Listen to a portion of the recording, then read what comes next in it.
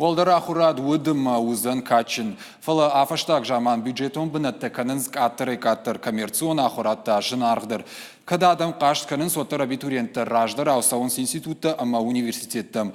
Ваша бона винен ярджете филдер хайф афанды самай шасот уолдара хургананды дуартай бак ахсав каной. На республика ясыка бажуавар куду уйбажетта неш филдештадон корд.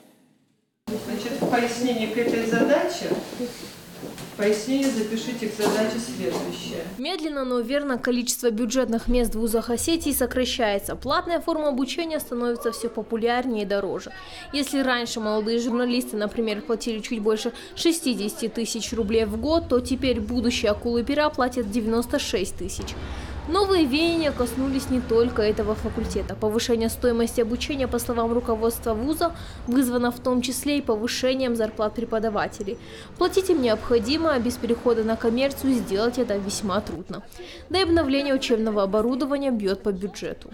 Стоимость включает в себя и зарплаты преподавателей, это и расходы, затраты на развитие учебно-материальной базы, это, как я уже сказала, зарплаты преподавателей, расходы на затраты на развитие учебно-материальной базы, организации.